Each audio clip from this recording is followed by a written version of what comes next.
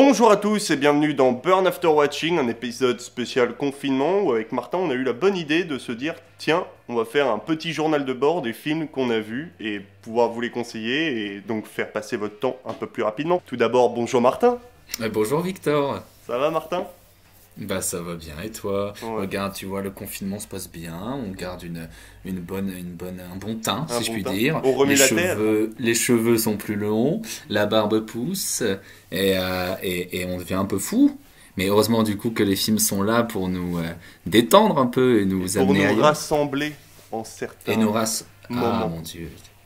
Des mots de vérité qui sortent Amen. de ta bouche, mon cher Victor.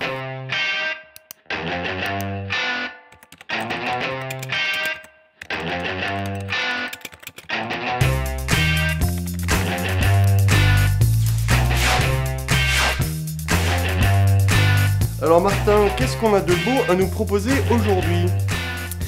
Eh ben, moi j'ai regardé quelques films pendant cette petite période de confinement et je vais commencer par un film. J'ai beaucoup regardé de films à la télé, chose que je ne faisais pas avant parce que pour la petite histoire, je suis en confinement chez mes parents. Mhm.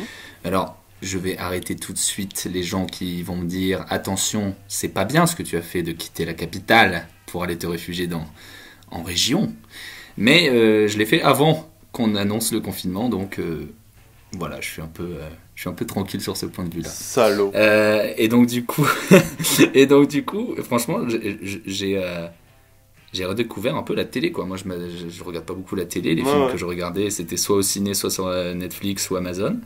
Et là, donc du coup, je vois que il y a des chaînes quand même qui offrent de belles programmations, notamment Arte, Oui, Big Up. Big Up Arte, Big Up Canal. Et Canal aussi, très fort. Et sur Arte, j'ai regardé le film Walk the Line, qui est sorti En en 2005. 2005. Tout à fait, Victor. Un film J'ai de James reclassé Mangold. mes DVD par ordre alphabétique, par date. Donc j'ai toutes les dates Ah, en donc tête. du coup, t'inquiète Ah ouais, t'es très fort. On fera une interro surprise plus tard. Ça pourrait être une bonne idée, ça. pas. Ouais. Un film de James Mangold avec Joaquin Phoenix et Reese Witherspoon notamment. Qui retrace donc ce film un peu la vie de Johnny Cash. Donc c'est un biopic sur ce grand chanteur de country folk américain. Voilà, c'est un film que j'ai revu du coup, je l'avais déjà vu. Et c'est un film que j'adore. Mhm. Parce que déjà moi qui suis féru de musique et surtout de musique qui vient de ce beau pays qu'est l'Amérique, Johnny Cash, c'est un monument de la musique américaine et son histoire, il a une vie quand même, je sais bien que c'est un peu bateau de dire ça, mais il a une vie assez incroyable et ce film-là, pour moi, déjà on en apprend beaucoup et il est hyper bien fait ce film, enfin, il est hyper bien écrit, hyper bien joué, Joaquin Non, ouais. Phoenix, Reese Witherspoon, incroyable, et Reese Witherspoon d'ailleurs qui a gagné l'Oscar de la meilleure actrice second rôle pour ce film tiens, j'ai un trou. Second rôle, je Dis crois. donc. Non. Non. Meilleure actrice. Ah ouais? Ouais, J'étais en train de regarder mon DVD là pour voir s'il y avait écrit dessus. effectivement, elle a gagné l'Oscar de la meilleure actrice. Voilà, c'est ça pour Walk the Line. D'accord. Et donc, voilà, film super. Les musiques, forcément, sont géniales. Et voilà, ça m'a bien fait plaisir de le revoir. Cool. D'ailleurs, tu dis que genre Johnny Cash a eu une vie de dingue, etc. Mais moi, j'ai lu deux de ses autobiographies. Je crois qu'il en a écrit 3. Et ce qu'il y a dans le film, c'est même pas un dixième Ouais. de sa vie, quoi. Et Ouais, c'est Parce c'est que, dingue. ouais. Et parce que je me permets juste de faire une petite parenthèse sans spoiler le film, ça se focus, on voit un peu de son enfance, etc., comment il est amené à faire de la musique, mais ça se focus au final, et je pense que tu seras d'accord avec moi, sur le fil conducteur de ce film, c'est surtout sa relation avec sa deuxième femme, June Carter. Ouais. Leur rencontre, tout ça, et donc c'est assez agréable de voir ce portrait-là d'un homme qui a... Enfin, c'est le Man in Black, quoi. Il est habillé en noir, il a une grosse voix dans ses chansons quand t'écoutes. Et tu connais Johnny Cash qui a eu des déboires avec la justice, etc. Et de voir tout ce côté-là, ce côté hyper intime, Et c'est assez réjouissant et très très très beau. Ouais. Voilà. Non, ouais. Et en plus, moi, ce que j'aime, c'est que j'aime pas dans les biopics quand il y a du mimétisme, quand on essaye de refaire exactement comme l'acteur. Là, Joaquin Phoenix, vraiment, il a son truc à lui, Ouais. il est lui-même qui Ouais. incarne Johnny Cash. C'est pas Johnny Ouais. Cash, c'est Joaquin Phoenix. Et il y a un truc qui est très beau là-dedans. Ouais, ça marche très très bien, Ouais. effectivement. Voilà, donc voilà, c'est le premier film de mon petit journal de bord. Eh ben, ça fait plaisir. Et toi, Victor, ton premier film, c'est quoi?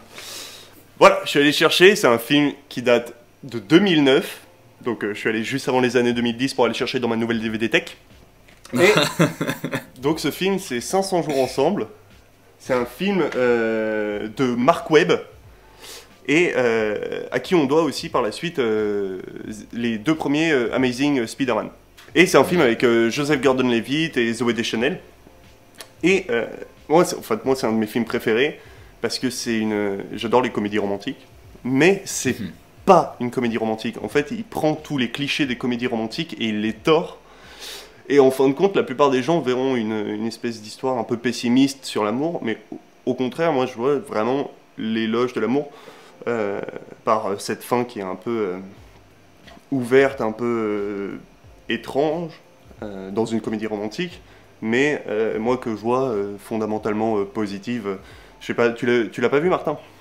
Non, ce film-là, je ne l'ai pas vu. Eh ben, je t'invite à le voir si tu aimes la musique, parce que, entre autres, Mark Webb, avant de réaliser des films, alors que 500 jours ensemble, c'est son premier film, avant, il réalisait des clips. Donc, Ok. il a fait les clips, il a fait les clips de Green Day, Maroon 5, Santana, ou encore Miley Cyrus, mais bon. Et donc, Rock'n'roll. très très rock'n'roll, Party in the USA. Et il a une approche très musicale, et il y a plein de références donc musicales dans ses films. Rock'n'roll. Rock'n'roll. Et donc il y a The Smiths, il y a Hall and Oates qui Ah oui, oui, oui. font une apparition, enfin qui font une apparition, leur musique fait une apparition dans une séquence de comédie musicale, alors que c'est pas une comédie musicale, mais qui marche tellement bien, qui est parfaite, qui est placée au bon moment.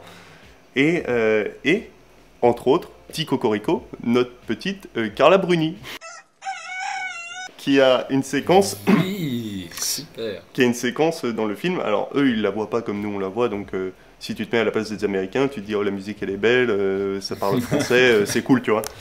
Nous, c'est une autre histoire. Mais je vais quand même vous pitcher rapido ce que c'est que 500 jours ensemble, 500 Days of Summer, en anglais, qui est un titre plutôt bien trouvé, puisqu'en fait, c'est l'histoire de Tom qui va tomber amoureux d'une certaine Summer. Et donc, c'est leurs 500 jours ensemble, à compter du jour 1 au 500e. Donc, on se doute que le film, enfin l'histoire va prendre fin, c'est pas trop un spoil, surtout que dans les premières séquences, en fait, le film est construit de manière déchronologique. Enfin, pas à l'envers, mais c'est-à-dire qu'on va commencer au jour 490. Ok. Après, on va revenir au jour 200, au jour 300, au jour 1, etc. Mais c'est tellement bien fait qu'à aucun moment tu te dis attends, on est où là? Tout coule de source. Et c'est vraiment impressionnant la façon dont c'est construit. Donc il a fait son petit truc, le petit Marc. Et moi, en fait, ce que j'adore dans ce film, c'est que c'est vraiment un hommage au cinéma, en général, au cinéma avec un grand C. On sent que Mark Webb, il a bouffé les trucs des comédies romantiques, les clichés de rom-com, du mec qui tombe amoureux de la meuf, ou du mec, ou de la meuf et de la meuf, ou de la meuf et du mec, qui se courent après, ça se font l'air, après il y a une grande course-poursuite pour la retrouver, et après à la fin ça finit toujours sur un grand discours magnifique du mec ou de la meuf, on sait pas. Et là il n'y a pas ça. Et c'est vraiment un hommage au cinéma parce qu'il a plein de références différentes. Bon, déjà, il a le lauréat, il a une référence au lauréat parce qu'ils vont voir un film et on voit un plan avec Dustin Hoffman. Et, entre parenthèses, quand Tom est au cinéma, il s'endort un peu dépressif sur les bords. Et en fait, il va se voir dans les films. Et donc, il y a un énorme hommage à la nouvelle vague française, donc avec Tom qui se balade dans la rue avec une voix off française, ou hommage à Bergman, où tu as Tom qui est sur une plage en train de jouer aux échecs avec un angelot qui est directement une référence au 7e saut. Très très fort. Ah ouais, ouais. Et moi, ce que j'adore dans ce film, c'est juste la manière avec laquelle il aborde les points de vue par le montage. C'est-à-dire qu'on va avoir plusieurs séquences, plusieurs fois, on va avoir une séquence plusieurs fois pendant le film, avec les mêmes rushs, mais selon le montage, à chaque fois, il va vouloir faire dire quelque chose de différent. D'un coup, ça va être quelque chose de très joyeux, après, ça va être quelque chose de triste, et à la fin, ça va être quelque chose de très objectif. Et ça, c'est en fait, c'est par rapport à ce qui est placé avant ou après. Et ça, c'est un truc qui a été inventé par un Russe qui s'appelle Kuleshov. On appelle ça, je sais pas si on appelle ça l'effet Kuleshov, mais moi je l'appelle l'effet Kuleshov. En fait, bon, je grossis le truc, mais c'est-à-dire si tu mets un mec qui regarde la caméra neutre, là tu cut, découpage, tu mets un corbillard qui passe, tu vas demander à un spectateur lambda, il va dire ah bah le mec est triste, il est en deuil. Alors que tu mets ce même plan cut devant une part de tarte, le mec va dire ah bah il a faim. Et c'est ça l'effet Kuleshov. Et donc il utilise beaucoup de trucs comme ça par le montage, et ça marche juste super bien. Et voilà, moi c'est ma recommandation, parce que ça fait du bien de voir quelque chose de joyeux, de drôle, mais qui te fait bouger un peu émotionnellement, qui te fait sortir de ça, et qui est musical, qui est léger, et qui est bien fait surtout.